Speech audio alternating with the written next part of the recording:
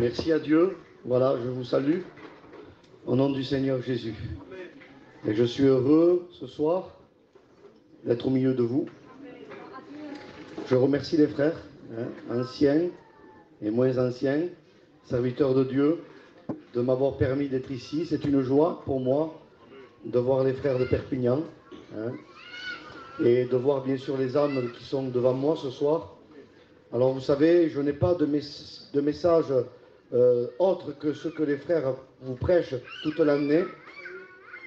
Je pense que ce soir, il faut bien entendu ouvrir son cœur. Si tu le cherches comme un trésor, tu vas le trouver. Mais il faut le chercher comme un trésor. Si tu le cherches de tout ton cœur, tu vas le trouver. Mais si tu ne veux pas, il peut y avoir n'importe quoi, n'importe quel pasteur, rien ne se fera. Ce soir, c'est ton cœur et Dieu. C'est ça la réunion. Alors vous savez, je disais aux frères, je ne savais pas qu'est-ce que j'allais vous prêcher ce soir, bien sûr, l'évangile, bien entendu.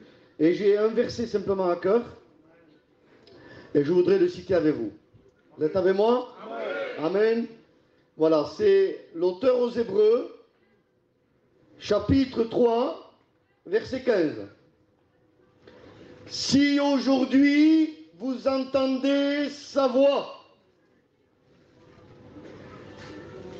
n'endurcissez pas vos cœurs. Voilà le message, voilà le verset que j'ai à vous partager ce soir. Il est question de la voix de Dieu.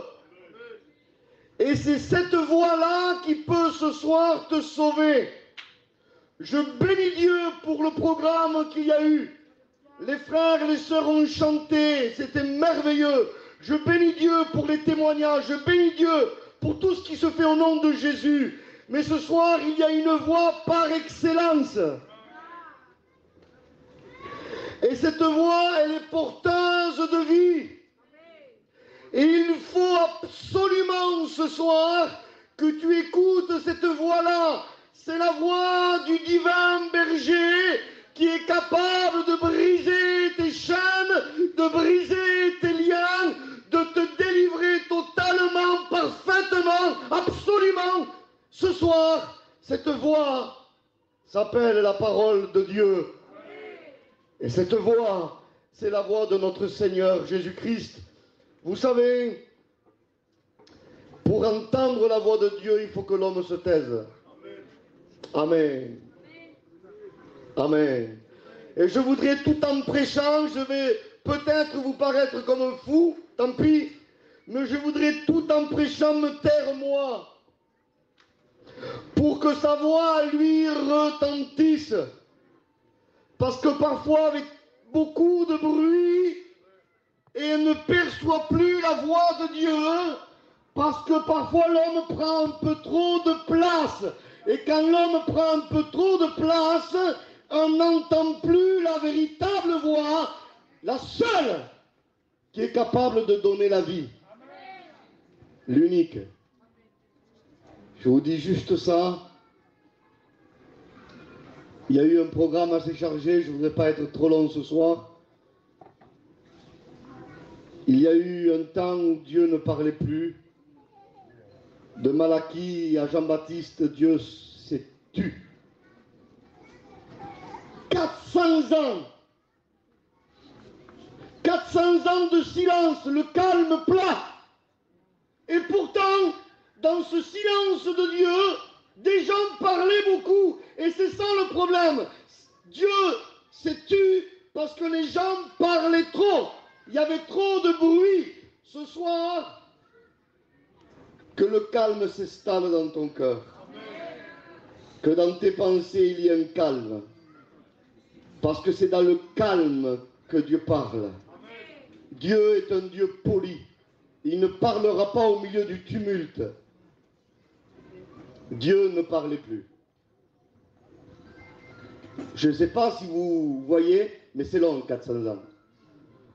C'est long parce qu'à côté de ça, visuellement, il y avait des réunions judaïques, parce qu'à l'époque, l'évangile n'était pas encore là, des réunions judaïques, il y avait des synagogues, il y avait des prières, il y avait des gens qui enseignaient la Bible. Malgré tout ça, Dieu, lui, ne parlait plus. Mais un homme s'est levé. Cet homme, c'est Jean-Baptiste. Lui, ce qu'il a voulu, Jean-Baptiste, c'est sortir du tumulte de Jérusalem. Lui a voulu sortir du bruit de la religion. Ah, je le dis ce soir, le bruit de la religion fait taire Dieu. Parce que la religion veut prendre la place de Dieu. Et quand Dieu voit que des hommes veulent prendre la place de lui-même, Dieu se retire. Et Jean-Baptiste a vu une religion où il y avait beaucoup de bruit, beaucoup de spectacles, beaucoup de visuels. Mais là, Dieu ne parlait plus. Jean, lui, va dans le désert. Un lieu silencieux. Et il semblerait que je vois Dieu, moi. Et Dieu se dit, ça y est, je vais pouvoir sortir de mon silence parce que je vois des cordes vocales dont je veux me servir maintenant. Amen. Alléluia. La voix de Dieu, si aujourd'hui tu entends sa voix, n'endurcis pas ton cœur. Cela veut dire que si tu n'entends pas la voix de Dieu, rien ne peut se faire. Ni même les mouches ne peuvent pas se convertir. Même s'il y a des beaux cantiques, même s'il y a de beaux programmes évangéliques, s'il n'y a pas la voix du berger, rien. Il peut y avoir des adhésions religieuses, il peut y avoir des adhésions à un mouvement, à une ambiance évangélique, mais aucune nouvelle naissance, aucune délivrance, aucune véritable conversion.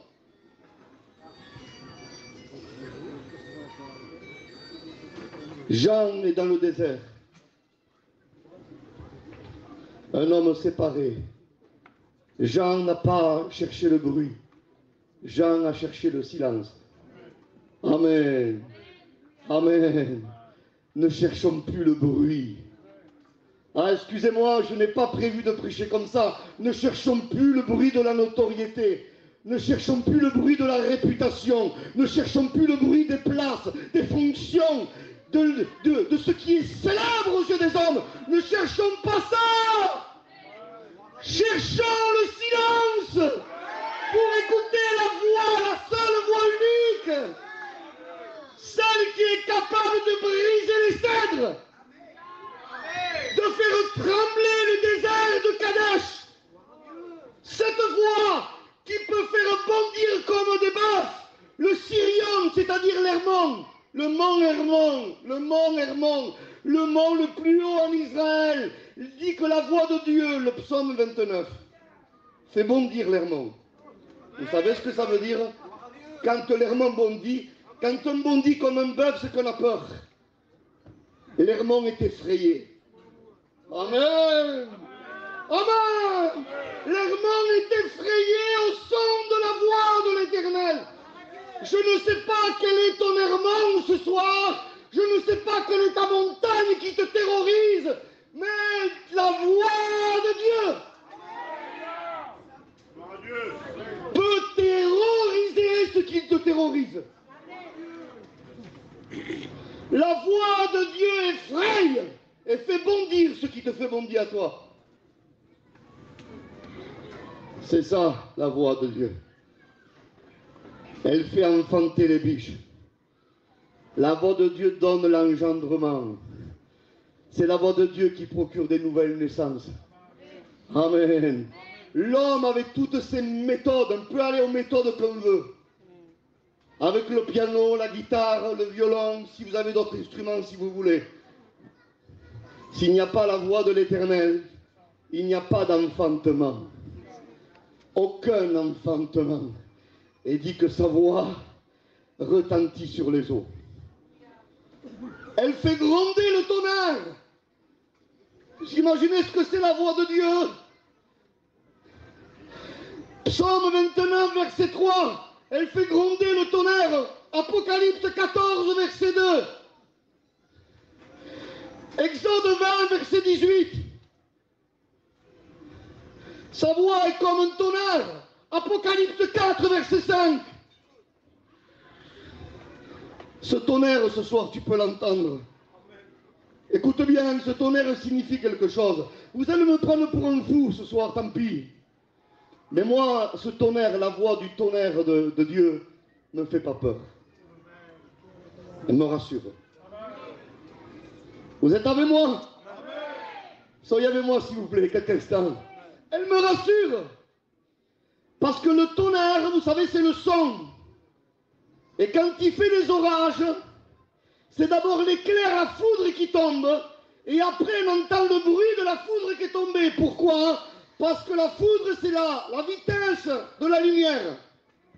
300 000 km/s.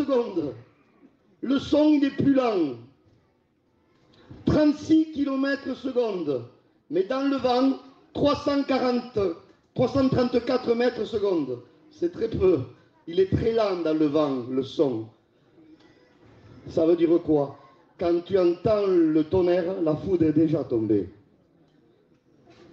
Moi, quand j'entends la voix de Dieu comme un tonnerre, vous savez ce qu'elle me dit? J'ai déversé ma foudre sur mon fils. Pour toi.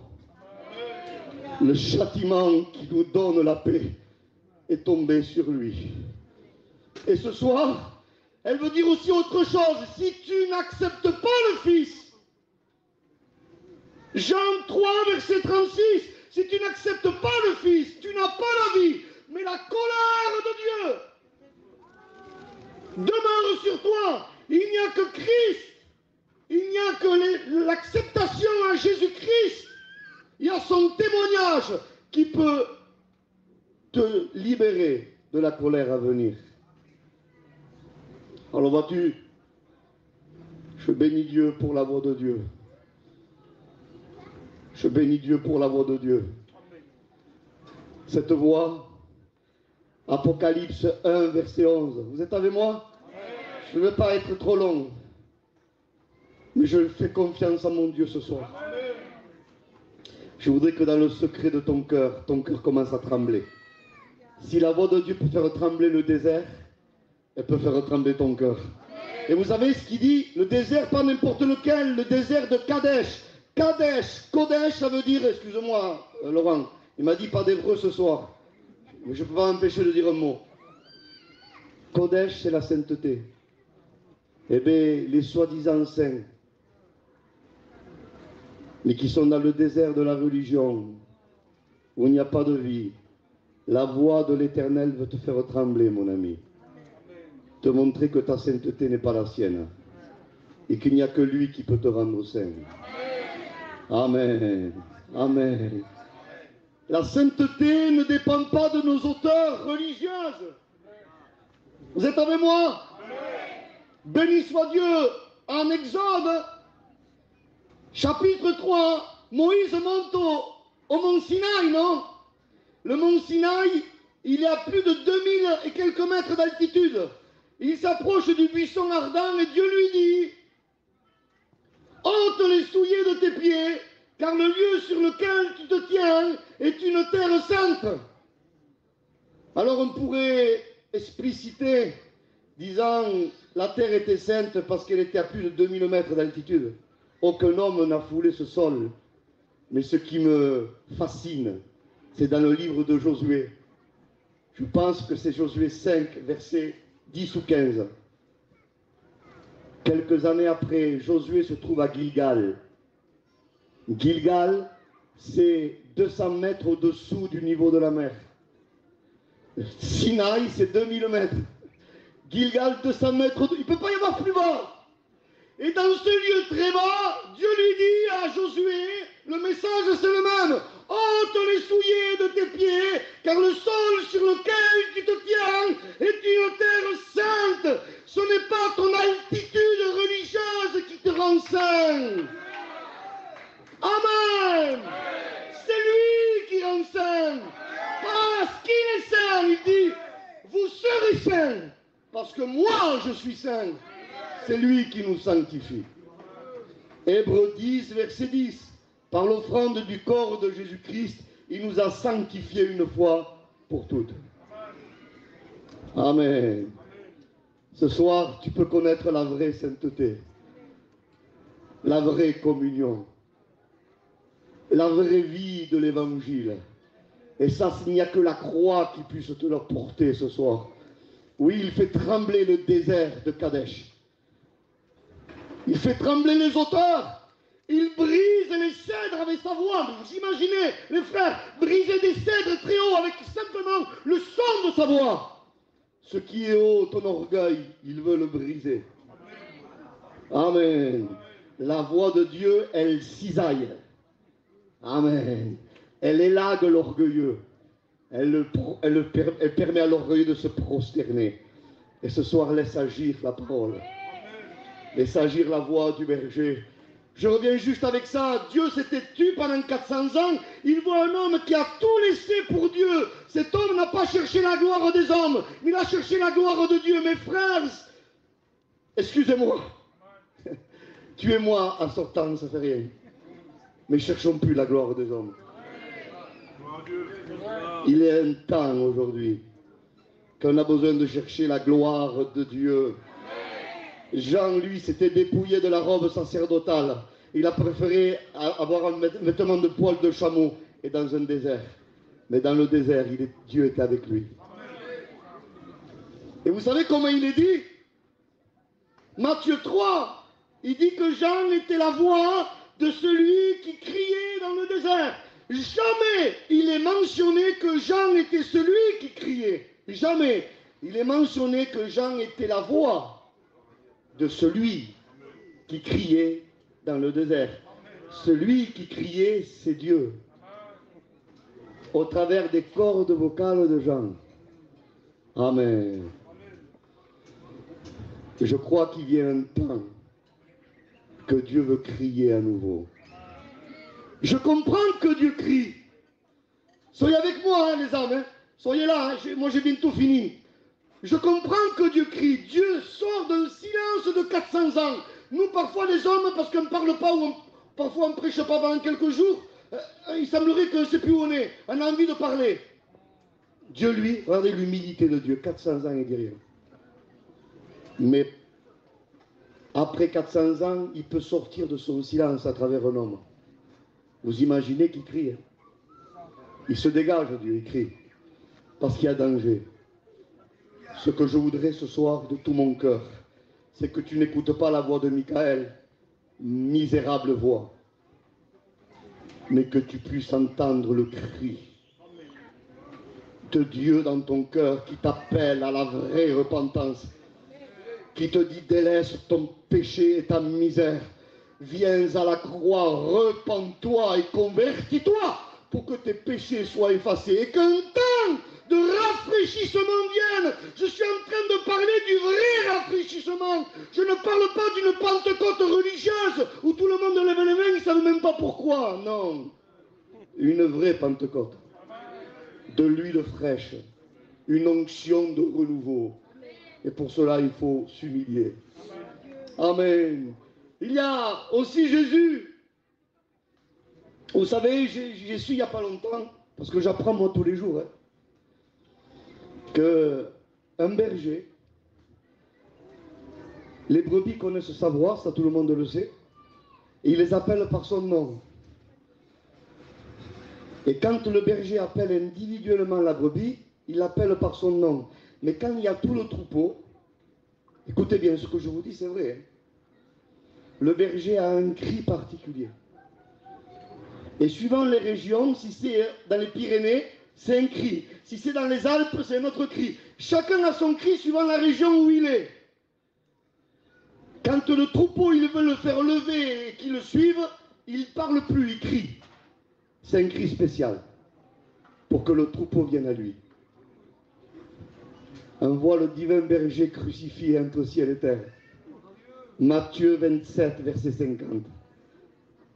Et Jésus étant et suspendu à la croix, le berger des bergers, amen, celui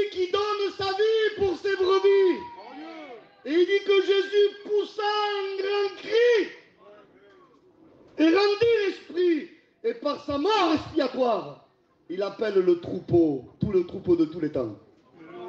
Amen, à venir à lui. C'est ce que dit Jésus en Jean 12, verset 32.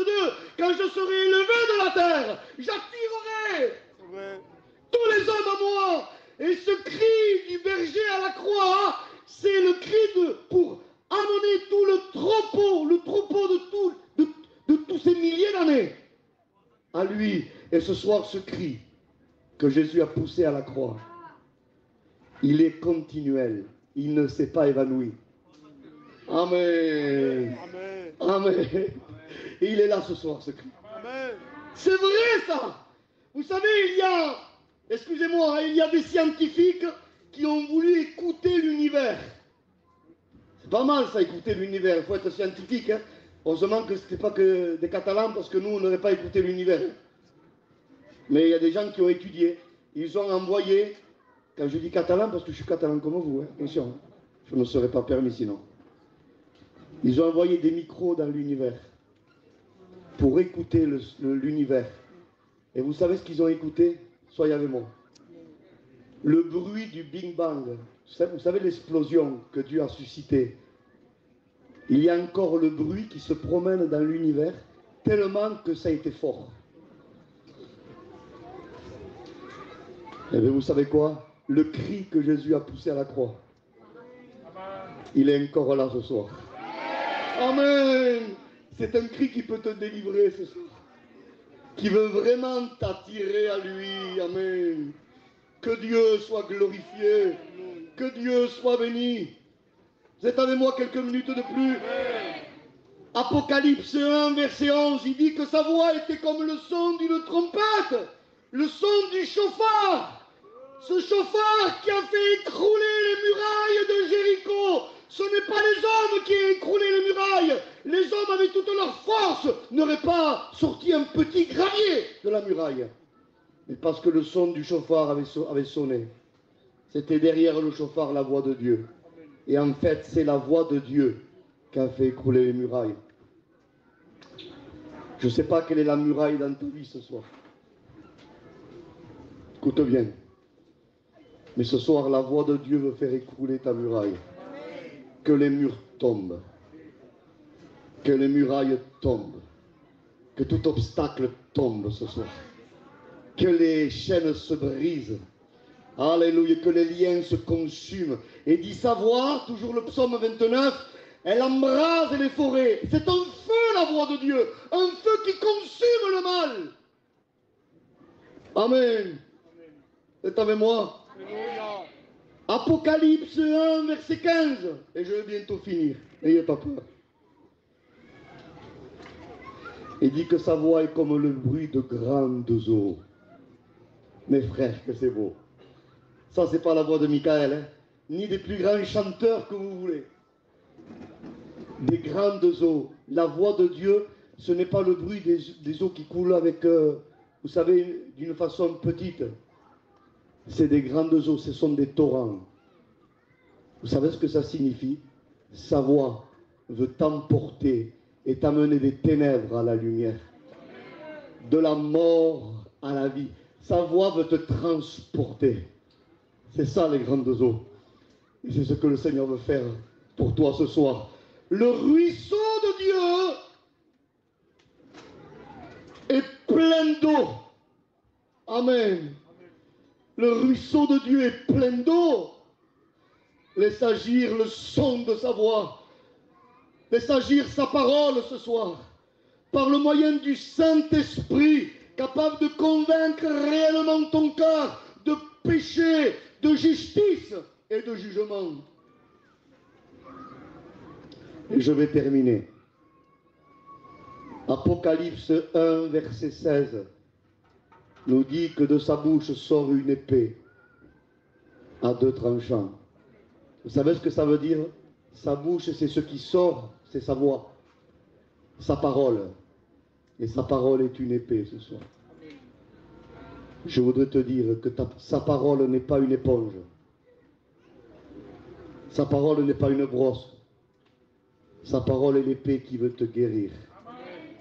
S'il n'y a pas incision, il n'y a pas guérison. Vraiment, les frères, on sent qu'avec l'épée, c'est le vrai caractère de la parole. Hébreux 4, verset 12, nous dit que la parole de Dieu, elle est vivante et agissante, plus acérée qu'aucune autre épée à deux tranchants. Elle est capable de séparer moelle et jointure, esprit et âme. Elle juge les pensées et les sentiments du cœur. Sa parole est une épée. Elle veut inciser sa voix, sa parole. Elle veut inciser ton cœur. Elle veut créer une issue qu'il n'y a pas. Parce que sans la transperçation de la parole, il n'y a pas d'issue pour que le mal sorte. Écoute bien ce soir. Le mal doit sortir. Parce que le péché, c'est la plus grande des maladies. C'est une infection terrible. Une gangrène terrible qui détruit les vies, qui détruit les foyers, qui détruit les familles, qui détruit toutes les maisons entières. Mais s'il n'y a pas incision, il n'y a pas d'accès pour que le mal sorte. Il faut que le mal sorte. Il n'y a que l'épée de la parole. Vous savez ce que fait l'épée? Elle permet au mal de sortir et elle permet au bien de rentrer. Amen. Amen. Et c'est comme ça qu'on est purifié devant Dieu. Alléluia. Soyez avec moi, s'il vous plaît. Je ne veux pas que systématiquement que vous criez des Amen et des Alléluia, mais soyez là. Le Seigneur veut te purifier par l'incision. Alléluia, de la croix. C'est écrit, Ésaïe, chapitre 27, verset 1er.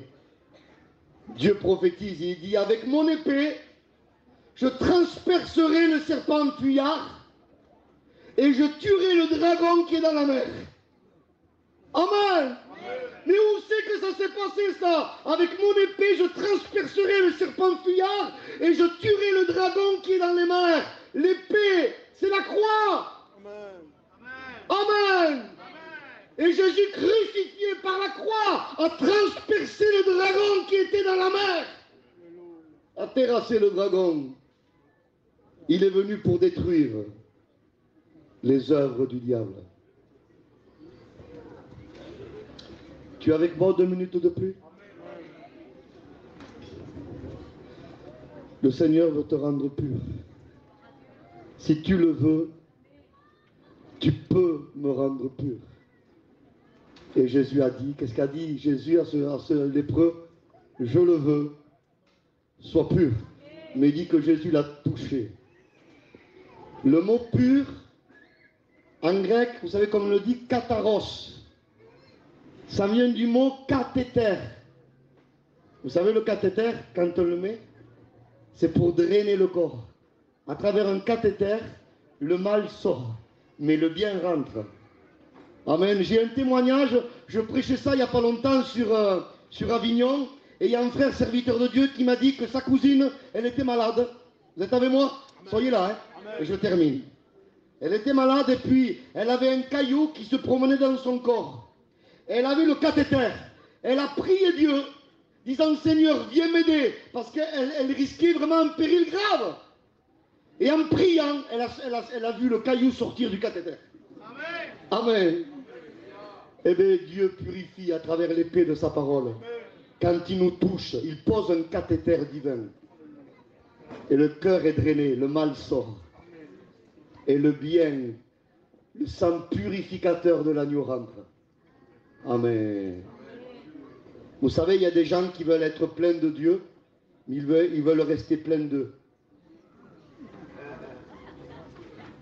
Pour être plein de Dieu, il faut accepter que Dieu nous vide de nous. Amen. On ne peut pas être plein de nous et plein de Dieu, les frères. Parce qu'un seau qui est plein, on ne peut pas le remplir, il est plein. Il faut qu'il soit vidé de l'eau de corruption, excusez-moi, pour qu'il soit rempli de l'eau de source. Amen. Le Seigneur veut te remplir avec son eau à lui, mais il veut te vider de ton eau corrompue. C'est simple, c'est ça le cathéter. Alors ce soir, accepte la parole. Amen, accepte l'évangile. Que son nom soit béni. Entends cette voix ce soir qui veut te parler. Amen. Ésaïe 43, verset 1er. Il dit qu'il t'appelle par ton nom. Oh, moi, je ne veux pas le faire ce soir. Mais la voix de Dieu peut t'appeler par ton nom. Vous savez ce que ça signifie? S'il nous appelle par notre nom, ça veut dire qu'il nous connaît totalement et parfaitement. Il connaît ce que les gens ne connaissent pas en toi. Écoute bien. Il connaît ce que ta compagne ne connaît pas. Il connaît ce que ton compagnon ne connaît pas. Il connaît ce que ta famille la plus proche ne connaît pas. Il te connaît, lui seul te connaît. Et il t'appelle par ton nom. Et ce soir, je demande à mon Dieu, maintenant, que tu sentes la voix de Dieu t'appeler individuellement. Je suis en train de penser à Jachée, il est en haut de l'arbre. Et Jésus passe sous le sycomore. Quel beau texte, les frères. Vous dormez pas ce soir, ça va? Non? Ça va? Amen? Amen. Jésus passe sous le sycomore et dit que Jésus leva les yeux. Et Jésus dit, Zachée. Il avait tout dit là. En l'appelant par son nom, ça voulait tout dire. Vous savez ce que ça voulait dire? Moi je te connais comme les gens ne te connaissent pas. Je te connais parfaitement. Et l'appel de Jésus, c'est dire, descends. Et ce soir, Dieu nous appelle à descendre. Dieu nous appelle à descendre. Il y a un temps aujourd'hui que certains sont plus hauts que Jésus. Moi, ça me touche parce que quand Jésus passe, il faut que Jésus, le créateur du ciel et de la terre, lève les yeux. C'est écrit comme ça, hein? Jésus leva les yeux pour voir Zachée. À ce moment précis, Zachée était plus haut que Jésus. Il y a un temps aujourd'hui, excusez-moi, j'en donne un peu pour tout le monde, excusez-moi. Hein. Il y a un temps évangélique aujourd'hui, où les chrétiens sont plus hauts que Jésus, où les diacres sont plus hauts que Jésus, où les pasteurs sont plus hauts que Jésus. Et Jésus est en train de nous dire, vous êtes trop haut, descendez. Vous avez été trop haut. Moi je ne me trouve pas en haut, je me trouve en bas. Sommes-nous prêts à le suivre en bas? On s'humilie ce soir ensemble. Amen. Le Seigneur ce soir veut justement qu'on s'humilie. Il nous appelle par notre nom. Je vais terminer. Romains 4, verset 17. Alléluia. Jésus, je l'ai devant mes yeux, je veux le lire. Au moins que je lise un texte. Hein. Amen. Sinon les anciens, ils me tuent.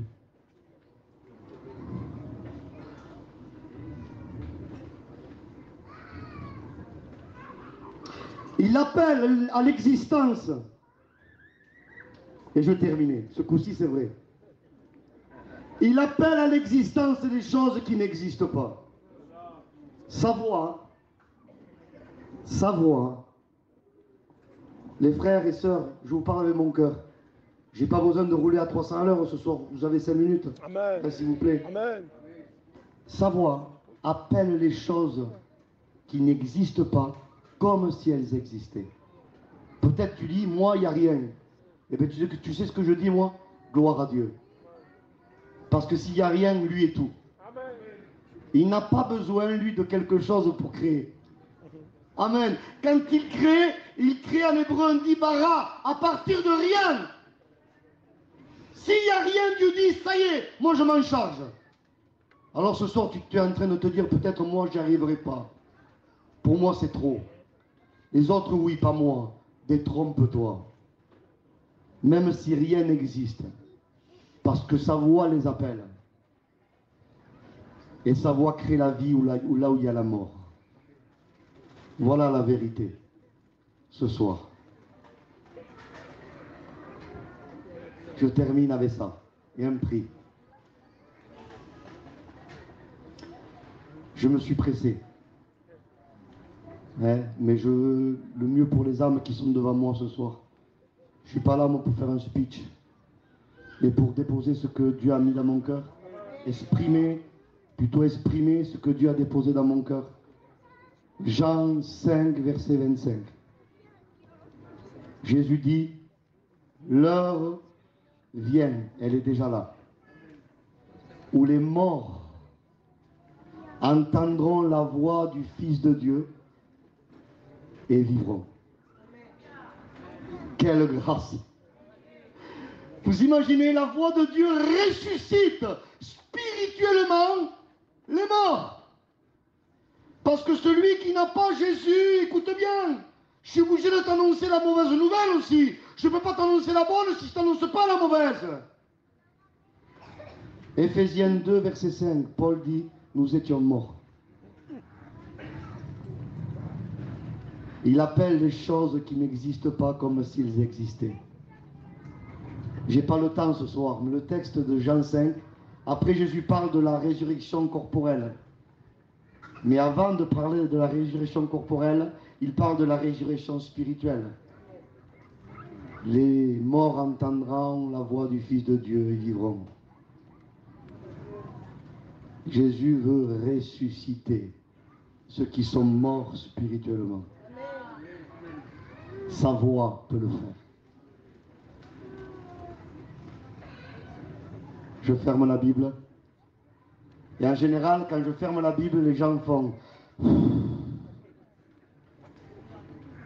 pouvez le faire si vous voulez. Juste, je voudrais dire ça. À la voix du Fils de Dieu, les morts ressusciteront. Jésus est devant le tombeau de Lazare. Jean 11. Et vous savez, dans l'historicité des évangiles, soyez là, je finis. Dieu agissait pour le bien des âmes, mais il y avait la préscience de Dieu qui permettait, si vous voulez, que les choses se passent de telle et telle façon, parce qu'il y avait, si vous voulez, une action prophétique dans ce que Jésus faisait. Au niveau de Lazare, c'était son ami. Il était malade avant de mourir. Et Jésus aurait pu très bien y aller avant qu'il meure. Et Jésus aurait guéri Lazare. Mais Jésus ne l'a pas fait. Vous savez pourquoi? La préscience de Dieu voulait nous parler encore ce soir. Et nous dire que le péché, ce n'est pas une simple maladie. Le péché, c'est la mort. Et de la même façon que Lazare était mort au tombeau, sans Jésus, nous sommes morts de la même façon. Et Jésus permet, la préscience de Dieu permet que Jésus arrive quand Lazare est mort depuis 4 jours. Et là, il y a une action prophétique, et je voudrais vous le dire simplement, c'est que la mort est intervenue avec la désobéissance du premier Adam. Du premier Adam au dernier Adam, il y a 4000 ans. La Bible dit un jour est comme 1000 ans est comme un jour. Et là, il y a une action prophétique. Le dernier Adam vient devant le sépulcre. Le sépulcre, c'est l'humanité qui était morte depuis 4000 ans. 4 jours. Et Jésus va dire, Amen. Ce soir, roule la pierre. Tu veux que Dieu intervienne ce soir? Amen. Tu veux un miracle de Dieu dans ta vie? Amen. Tu veux un miracle de Dieu dans ton foyer, dans ta maison? Roule la pierre. Ouvre ton cœur. Ouvre ton cœur. Joue franc jeu ce soir. N'essayez pas de dissimuler rien du tout. Dieu va reformer une création tohu et bohu, informe et vide. Mais avant de former la création informe et vide, Dieu voulait de la lumière. En voulant dire, j'arrange pas la création dans le noir, moi. D'abord, je veux que la lumière paraisse. Je veux que tout soit dévoilé. Et quand il y a dévoilement du besoin, après moi j'interviens. Jésus aurait pu ressusciter Lazare avec la pierre dessus. Mais Dieu a dit non, roule la pierre. Tu veux que j'agisse? Ose rouler la pierre. Ose montrer ton besoin à Dieu. Ce soir, Dieu dit que la lumière soit. Il roule la pierre. Et Jésus dit, ah je le dis ce soir, vous imaginez dans quelle position était Lazare? S'il vous plaît, je me sens pressé ce soir. Si vous serez comme je me sens pressé. Je termine. Lazare était, je m'excuse pour ceux qui sont en deuil, dans un style de tombeau où c'était des gouffres. On les visite en Israël. C'était des gouffres. Lazare était mort. Et pas simplement qu'il était mort, il était couvert de bandelettes. Écoutez les frères, c'était dans une impossibilité totale. Mort et couvert de bandelettes et dans un gouffre. C'est-à-dire de lui-même. Lazare ne pouvait pas revenir à la vie. Mais si aujourd'hui tu entends sa voix, c'est par la voix du berger que cela peut se faire. Jésus dit juste ça. Lazare, sors! Et celui qui était mort, il appelle à l'existence ce qui n'existe pas. Vous savez ce qu'il a fallu que la voix de Dieu fasse? Écoutez bien, le corps de Lazare, comme il était dans un gouffre, il s'est transporté. La voix de Dieu a transporté le corps de Lazare à la verticale. Et une fois qu'il avait transporté à la verticale, il a été transporté à la horizontale. Vous êtes avec moi? Qu'est-ce qu'il y a là? La verticale et l'horizontale, la croix. Amen. Il y a eu transportation. Amen. Amen. Par la voix de Dieu. Tu veux un texte? Veux-tu un texte? Amen. Colossiens 1,13. Il nous délivre de la puissance des ténèbres pour nous transporter dans le royaume du Fils de son amour. Amen. La voix de Dieu transporte et donne la vie où il y a la mort. Le corps de Lazare a été transporté et sorti dehors. Et ce soir, Jésus se trouve devant le sépulcre. Excuse-moi de prendre ce mot. On est un peuple gitan, mais on ne peut pas être plus poli que la Bible. Ceux qui n'ont pas Jésus sont dans le sépulcre du monde. Et Jésus se tient ce soir devant. Pas moi, hein. Il est là, Jésus. Il est là ce soir. Il est là ce soir. Et ce cri qu'il a fait à Lazare, il peut le faire pour toi ce soir. Amen, il t'appelle par ton nom. Et Jésus a dit Lazare sort, et quand il dit Lazare sort, il emploie un texte grec, un mot grec qui veut dire exo. Je ne sais pas si ça vous dit quelque chose, exo. Vous verrez dans les avions, vous verrez dans les endroits, il y a le mot exit, c'est les portes de secours.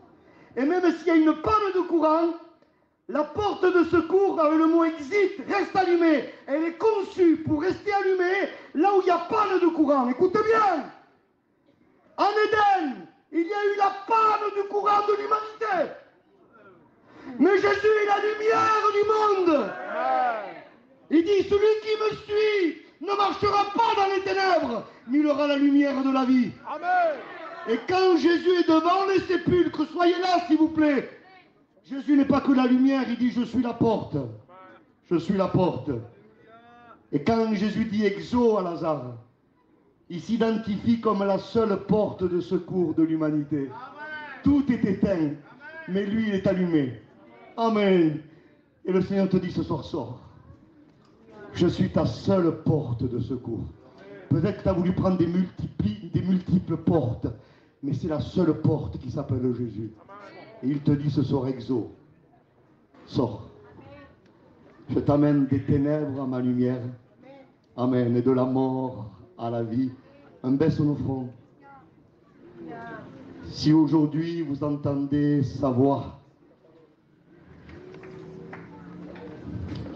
je voudrais que personne ne parte, s'il vous plaît. Juste le temps de la prière. Si aujourd'hui vous entendez sa voix, n'endurcissez pas vos cœurs. Cette voix, elle retentit ce soir dans ton cœur. Elle frappe à la porte de ton cœur. Je prie maintenant. Seigneur, je te prie d'agir ce soir. Fais trembler nos cœurs, Seigneur.